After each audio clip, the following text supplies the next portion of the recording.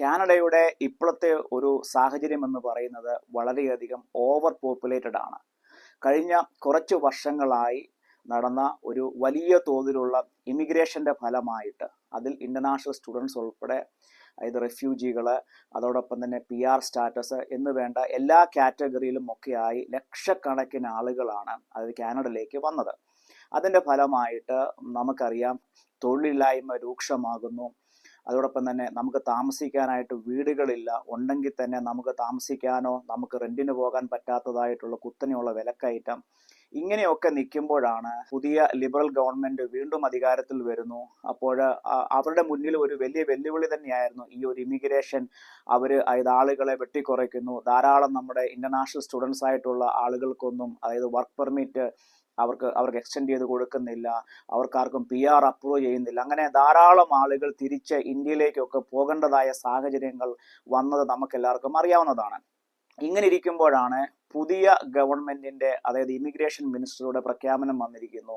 വീണ്ടും അടുത്ത ഒരു 2 വർഷത്തിനുള്ളിൽ ഏതാണ്ട് 5 ലക്ഷത്തിലധികം PR എടുത്ത് കൊണ്ടുവരാനായിട്ട്, അതായത് 5 ലക്ഷത്തിലധികം ആളുകളെ വിവിധ രാജ്യങ്ങളിൽ നിന്ന് PR എടുത്ത് കൊണ്ടുവരാനുള്ള പദ്ധതികളുമായിട്ട് അവർ വീണ്ടും മുന്നോട്ട് പോകുകയാണ്. ഇതിനെതിരെ രൂക്ഷമായ വിമർശനം അതായത് പല സ്ഥലങ്ങളിൽ നിന്നുണ്ടെങ്കിലും അവരതിന് കാരണം പറയുന്നത് അതായത് കാനഡയിൽ പല ട്രേഡിലേക്ക് നമുക്ക് അതായത് ലേബർ ഷോർട്ടേജ് ആണെന്നാണ് പറയുന്നത്. പക്ഷേ നമുക്കറിയാം ഇത്രയും ആളുകൾ ഇതിനോടകം തന്നെ എല്ലാ ട്രേഡിലും അവർക്കിവിടെ ആളുകളെ കൊണ്ടുവന്നു കഴിഞ്ഞു. പക്ഷേ അവർക്കുള്ളവർക്ക് ജോലി ഇല്ലാതെ നെട്ടോട്ടം ഓടുന്ന ഈ ഒരു സാഹചര്യത്തിൽ ഗവൺമെന്റ് പറയുന്ന കാര്യം അവർക്ക് ട്രേഡിന് ഇനിയും ആളുകളെ വേണം. ഓക്കെ, നമ്മുടെ ഇന്നത്തെ വീഡിയോ അതുമായി ബന്ധപ്പെട്ട് തന്നെ, എന്നാൽ ഇനിയും വരാൻ ഉള്ള ആളുകൾ ശ്രദ്ധിക്കേണ്ടതുമായ ചില കാര്യങ്ങൾ നിങ്ങളുടെ മുന്നിൽ കൊണ്ടുവരാൻ വേണ്ടി തന്നെയാണ്. അതിനകത്ത് നമുക്കറിയാം നിലവിൽ ഇതിനോടകം തന്നെ നമ്മളെല്ലാവരും അതായത് നാട്ടിൽ നിന്ന് നമ്മളിപ്പം PR എടുത്താണെങ്കിലും നമ്മൾ ഇൻ്റർനാഷണൽ സ്റ്റുഡൻസ് ആയിട്ട് കയറി വരാനാണെങ്കിലും ഒക്കെയും നമ്മൾ ആശ്രയിക്കുന്ന ആളുകളാണ് അതായത് ഇമിഗ്രേഷൻ കൺസൾട്ടൻസി അല്ലേ. അവരാണ് നമ്മളുടെ ആപ്ലിക്കേഷൻസ് ഒക്കെ നമ്മുടെ കയ്യിൽ നിന്ന് വാങ്ങി ഇവിടെയുള്ള കോളേജിലേക്ക് അല്ലെങ്കിൽ PR-നുള്ളതാണെങ്കിൽ അവരത് പ്രോസസ്സ് ചെയ്യുന്നത് അല്ലേ ഇവിടുത്തെ ഗവൺമെന്റിലേക്ക്. നമ്മൾ അങ്ങനെ പ്രോസസ്സ് ചെയ്യുന്ന സമയത്ത് ഈ ഇമിഗ്രേഷൻ കൺസൾട്ടൻസി എപ്പോഴും പറയുന്ന ഒരു കാര്യമുണ്ട്, നമുക്കൊരു ലോയർ ഉണ്ട്. അപ്പോൾ ഈ ലോയർ എന്ന് പറയുന്നത് എല്ലാവരും തന്നെ കാനഡയിലുള്ള അതായത് ലോയർമാരായിരിക്കും. അതിലൊരു 90% ലോയർമാരെന്ന് പറയുന്നത് പഞ്ചാബിൽ നിന്നുള്ള ആളുകളാണ് എന്നതിൽ യാതൊരു സംശയവും. ഇപ്പോൾ നിലവിലെ ലേറ്റസ്റ്റ് ആയിട്ട് ഒരു സംഭവം ഇവിടെ കാനഡയിൽ അതായത് നടന്നിരിക്കുകയാണ്. ടിക്ടോക്ക് വഴിയും സോഷ്യൽ മീഡിയ വഴിയും ഒക്കെ ഏതാണ്ട് 3 ലക്ഷത്തിലധികം ഫോളോവേഴ്സ് ഉള്ള കാനഡയുടെ BC ബ്രിട്ടീഷ് കൊളംബിയയിലുള്ളതായ ഒരു പഞ്ചാബി ഇമിഗ്രേഷൻ കൺസൾട്ടന്റ്, അദ്ദേഹത്തിന്റെ പേരെന്ന് പറയുന്നത് രശ്ബീർ സിംഗ് ബറവോൽ എന്നാണ്.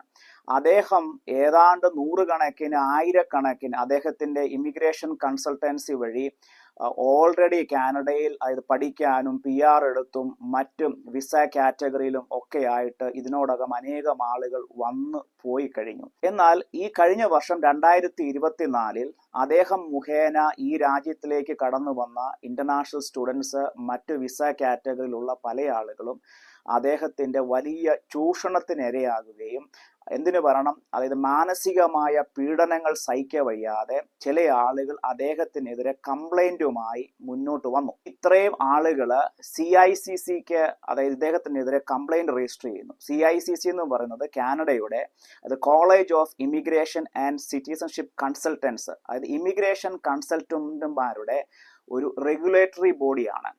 അതായത് ലൈസൻസ്ഡ് ഇമിഗ്രേഷൻ കൺസൾട്ടന്മാരെ എല്ലാം നിയന്ത്രിക്കുന്ന ഇവിടുത്തെ കാനഡ ഗവൺമെന്റിന്റെ ഒരു റെഗുലേറ്ററി ബോഡി.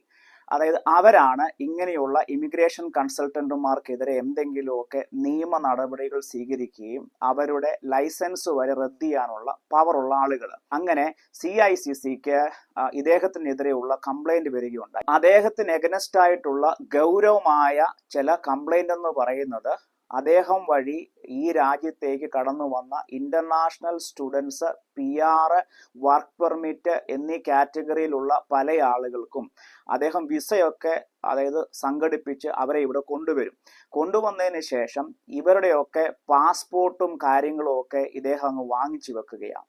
എന്നിട്ട് ഇദ്ദേഹം വലിയ തോതിലുള്ള അതായത് ഹ്യൂജ് എമൗണ്ട് അവരിൽ നിന്ന് ആവശ്യപ്പെടുന്നു. അങ്ങനെ ആവശ്യപ്പെട്ടിട്ട് അവർ ആ പൈസ കൊടുക്കാൻ തയ്യാറാകുന്നില്ലെങ്കിൽ അവരെ അത് ഭീഷണിപ്പെടുത്തുകയാണ്. നിങ്ങളുടെ വിസ റദ്ദ് ചെയ്യാനുള്ള കാര്യങ്ങൾ ഞാൻ ചെയ്യും, അതോടൊപ്പം തന്നെ നിങ്ങളെ തിരിച്ച് ഡീപ്പോർട്ട് ചെയ്യാനുള്ള പരിപാടിയൊക്കെ എനിക്കറിയാം. അങ്ങനെ പലതരത്തിൽ മെന്റലി അവരെ ടോർച്ചർ ചെയ്ത് ഭീഷണിപ്പെടുത്തി ഇവരുടെ കയ്യിൽ നിന്ന് പണം തട്ടുന്ന ഒരു പ്രധാന ഇതാണ് അദ്ദേഹത്തിനെതിരെ ഉന്നയിച്ച ഒരു കാര്യം.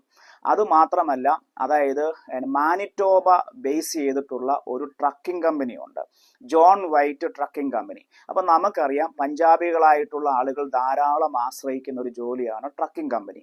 അങ്ങനെ ഈ ട്രക്കിംഗ് കമ്പനിയിൽ വർക്ക് പെർമിറ്റ് എടുത്ത് അതിനുള്ള വിസയ്ക്കുള്ള ഏതാണ്ട് 40,000-ൽ അധികം കനേഡിയൻ ഡോളർ അവരുടെ കയ്യിൽ നിന്ന് അദ്ദേഹത്തിൻ്റെ സർവീസ് ഫീസ് ആയിട്ട് വാങ്ങുകയും അവരുടെ പാസ്പോർട്ട് അദ്ദേഹം വാങ്ങി വെക്കുകയാണ്. അപ്പം ഈ ഒരു കണ്ടീഷനിൽ എങ്ങനെയെങ്കിലും രക്ഷപ്പെടാനായിട്ട് ഒരു ജോലിക്ക് കയറുന്നു.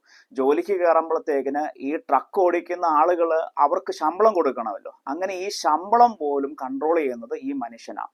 അവർക്ക് ശമ്പളം കിട്ടിയാലായി, ഇല്ലെങ്കിൽ ഇല്ല, ഒന്നും ചോദിക്കാൻ പറ്റത്തില്ല. ചോദിച്ചു കഴിഞ്ഞാൽ അവരെ ഷടപ്പ് അടിക്കുകയാണ്.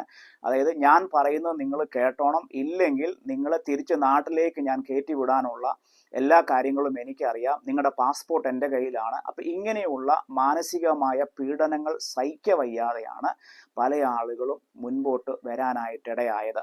അങ്ങനെ വന്നപ്പോഴാണ് CICC അദ്ദേഹത്തിനെതിരെ അന്വേഷണം ആരംഭിച്ചു. അന്വേഷണം ആരംഭിച്ചതിൻ്റെ ഫലമായി കഴിഞ്ഞ വർഷം 2024 സെപ്റ്റംബർ 27 അദ്ദേഹത്തിൻ്റെ ലൈസൻസ് പെർമനൻ്റ്ലി ആയിട്ട് റിവോക്ക് ചെയ്തു, അല്ലെങ്കിൽ റദ്ദ് ചെയ്തു അവരെ. പക്ഷേ ഈ കഴിഞ്ഞ ചില ആഴ്ചകൾക്ക് മുമ്പ് വളരെ രസകരമായ ഒരു കാര്യമെന്ന് പറയുന്നത്, വീണ്ടും അദ്ദേഹം വളരെ ആക്റ്റീവായിട്ട് അദ്ദേഹം സോഷ്യൽ മീഡിയയിലും ടിക്ടോക്കിലും ഒക്കെ വളരെ കൂളായിട്ട് അദ്ദേഹത്തിൻ്റെ സ്ഥാപനത്തെക്കുറിച്ച് ഭയങ്കരമായിട്ട് അഡ്വർടൈസ്മെന്റ് കൊടുക്കുകയും പ്രൊമോട്ട് ചെയ്യുകയും, അതുമാത്രമല്ല അദ്ദേഹം തന്നെ വന്ന് പറയുകയാണ് അവരുടെ പുതിയ ബ്രാഞ്ചുകൾ കാനഡയുടെ വിവിധ സ്ഥലങ്ങളിൽ സ്റ്റാർട്ട് ചെയ്യുകയാണ്. അപ്പോൾ അദ്ദേഹത്തിൻ്റെ ലൈസൻസ് റദ്ദു ചെയ്തെന്ന് ഒരു ഭാഗത്ത് CIC പറയുന്നെങ്കിലും ഇതൊന്നും പുള്ളിക്ക് ബാധകമല്ല. പുള്ളി വീണ്ടും പുള്ളിയുടെ കച്ചവടം അതേ രീതിയിൽ തന്നെ തുടരുകയാണ്. അപ്പം ഞാൻ പ്രധാനമായിട്ടും ഈ ഒരു വീഡിയോ നിങ്ങളുടെ മുന്നിൽ എത്തിക്കാൻ ആഗ്രഹിക്കുന്നത്, ഞാൻ മുമ്പ് പറഞ്ഞതുപോലെ ഇനിയും ഏതാണ്ട് 5 ലക്ഷത്തിലധികം ആളുകളെ ഈ രാജ്യത്തിലേക്ക് കൊണ്ടുവരാനായിട്ട് ഗവൺമെന്റ് തീരുമാനിച്ചിരിക്കുന്നു. അതിൽ നമുക്ക് പഠിക്കാനുള്ള കുട്ടികൾ ഉൾപ്പെടെ ഉള്ളവരുണ്ട്. അപ്പോൾ നിങ്ങൾ ശ്രദ്ധിക്കേണ്ട ഒരു കാര്യം, ഇവിടെയുള്ള നല്ല പങ്കും ഇമിഗ്രേഷൻ കൺസൾട്ടന്റുമാരെന്ന് പറയുന്ന പഞ്ചാബികൾക്ക് മിക്കവർക്കും തന്നെ അവർ ലൈസൻസ് ഇല്ലാതെ വർക്ക് ചെയ്യുന്നവരാണ് എന്ന് നമുക്ക് പറയാനായിട്ട് സാധിക്കും. കാരണം ഇദ്ദേഹത്തിൻ്റെ ഈ ഒരു സംഭവത്തിന് ശേഷം ഇവിടെയുള്ള ലോയർമാരുടെ സംഘടന തന്നെ ഈ പഞ്ചാബികൾ എന്ന് പറയുന്ന ഈ ഗ്രൂപ്പ് ഓഫ് ആളുകളുടെ കൺസൾട്ടന്റുമാരുടെ ഇടയിൽ ഇൻവെസ്റ്റിഗേഷൻ നടത്തണമെന്ന് അവരിപ്പോൾ ഒരു പ്രഖ്യാപനം പറഞ്ഞിരിക്കുകയാണ്. കാരണം മോസ്റ്റ് ഓഫ് ദി ആളുകളും ഫ്രോഡായിട്ടാണ്, വിത്തൗട്ട് ലൈസൻസ് ആണ് അവർ ഈ കൺസൾട്ടൻസി നടത്തുന്നത് എന്നതാണ് ഇപ്പോൾ അവർ പറഞ്ഞിരിക്കുന്നത്. അപ്പോൾ ഇത് ഇന്നലെ തുടങ്ങിയതല്ല, നാളുകളായിട്ട് പ്രത്യേകിച്ച് BC എന്ന് പറയുന്നത് പഞ്ചാബികളുടെ കേന്ദ്രമാണ്. അവിടുത്തെ ഗവൺമെന്റ് അവർക്ക് സപ്പോർട്ട് ഉണ്ടെന്ന് വിചാരിച്ചു, അല്ലെങ്കിൽ ഒരുപക്ഷെ കണ്ണടയ്ക്കുന്നതായിരിക്കാം. എന്നാൽ ഇപ്പോൾ ഈ ഒരു കംപ്ലൈന്റിന് ശേഷം അവർക്ക് ഇപ്പോൾ മൗനമായിരിക്കാൻ കഴിയുന്നില്ല. ഇവർക്കെതിരെ മറ്റ് ലോയർമാരും ലൈസൻസ്ഡ് ആയിട്ടുള്ള ലോയർമാരും രംഗത്ത് വന്നിരിക്കുകയാണ്. അപ്പോൾ നിങ്ങൾ ആ ഒരു കാര്യം വളരെയധികം ശ്രദ്ധിക്കേണ്ടതായിട്ടുണ്ട്. അപ്പം നമുക്ക് ഈ ഒരു വീഡിയോയുടെ ഭാഗം നമുക്കൊന്ന് കണ്ടിട്ട് വരാം. It appears to be business as usual for Rajbir Singh Barawal.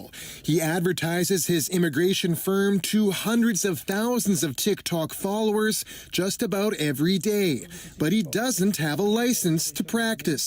But he was found to have engaged in misconduct that was pretty serious, including threatening clients for deportation and reporting them to the police, being dishonest, overcharging fees. Barawal's immigration consulting license was permanently revoked last year after 3 of his past clients complained to regulators.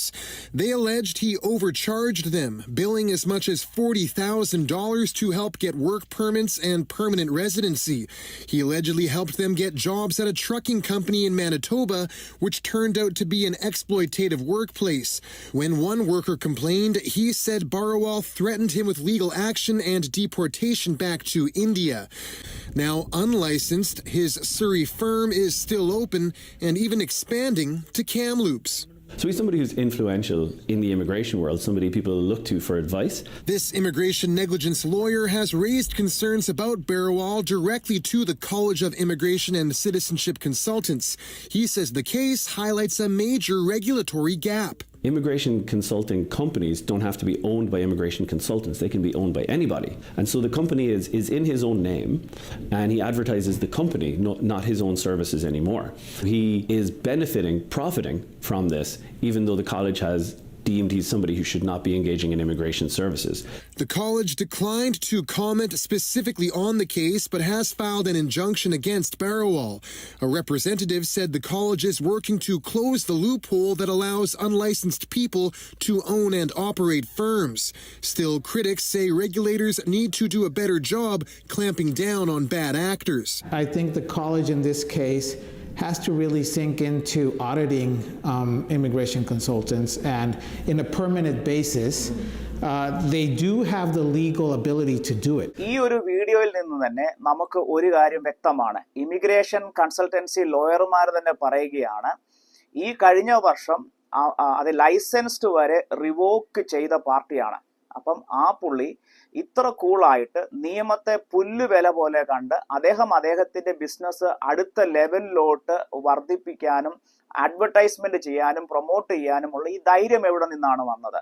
അപ്പം അത് തന്നെ അവർ ചൂണ്ടിക്കാണിക്കുന്നത് കാനഡയുടെ ഒട്ടുമിക്കാലും നിയമങ്ങൾക്ക് പല പഴുതുകളാണ്.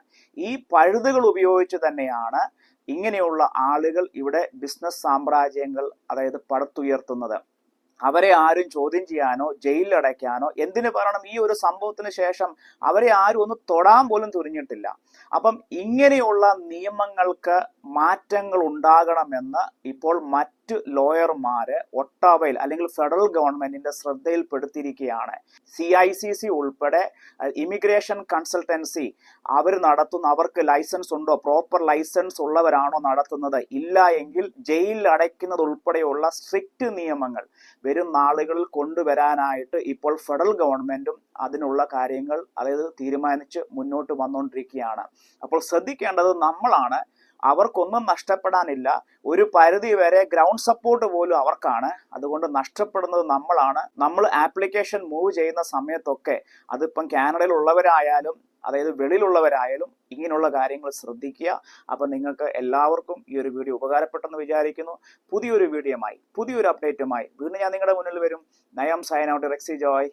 By.